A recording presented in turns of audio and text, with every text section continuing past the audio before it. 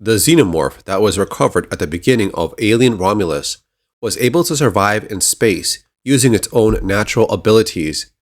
We have some art pieces from Dane Hallett that further illustrates the process of the cocoon it was found inside.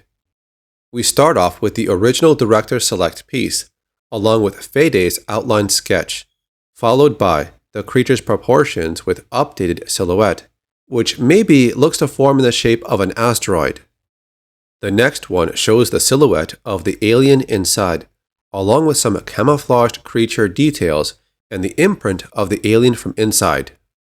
After this, the outer layer becomes hardened, and the layers of molted skin is what forms into a cocoon around its body. Then layers of molted skin form the first layers of the cocoon. The outer shape is then formed by the xenomorph features of the body and tail. The last one is the sliced view. Another version shows the cocoon fully covered in the material that's used for the alien hive, or at least the outside layer looks more organic instead of looking like a rock or meteor. So the idea is that the alien itself would secrete this material. This would harden over time, which forms into a hard outer shell, and the xenomorph is preserved inside. But where does this material come from?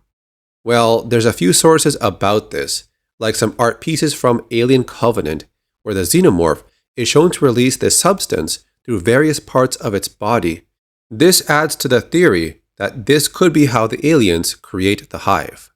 In the comic book story of Aliens Berserker, they have a few frames showing the aliens would spit some liquid around some captured humans. This also hardens to hold them in place for the facehuggers.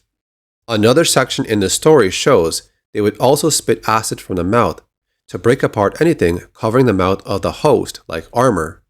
This could explain how aliens would create a hive in almost any location. The xenomorph itself would have the ability to do this. There's also been the theory that the dorsal spines or tubes or spikes on its back would also have the ability to secrete this material which covered the xenomorph in a protective cocoon. The original idea for the dorsal tubes or pipes on its back were to make it appear less human, which also served as a method to balance the suit's elongated head. Dan O'Bannon wanted the pipes to grow out of the chest area also, but Ridley Scott made the final decision to keep them on the back only. There's been a theory that the dorsal tubes could have secreted this hive material also, but the alien in the third movie did not have any dorsal tubes on its back. Perhaps the animal DNA it came from caused a change in its biology. So if the dorsal tubes were missing on this alien in the third movie, that conflicts with the theory of the dorsal tubes being used to create the hive. Or maybe it was this version that would not have that role, and only specific alien types would be responsible for creating the hive.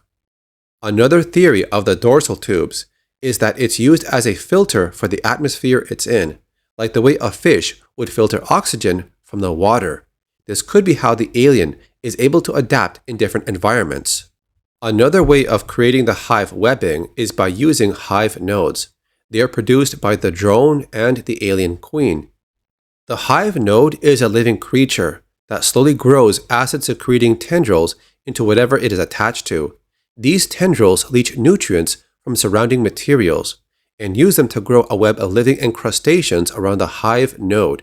It could package nutrients that aliens would absorb. This idea was introduced in the video game AVP Extinction.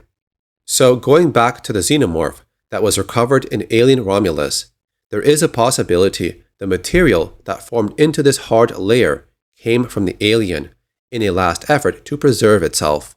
This could also mean that the queen alien from the end of the second movie might be able to do the same thing.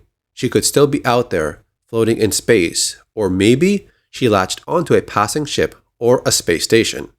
So that's it for this video. Thanks for watching. I'll see you next time.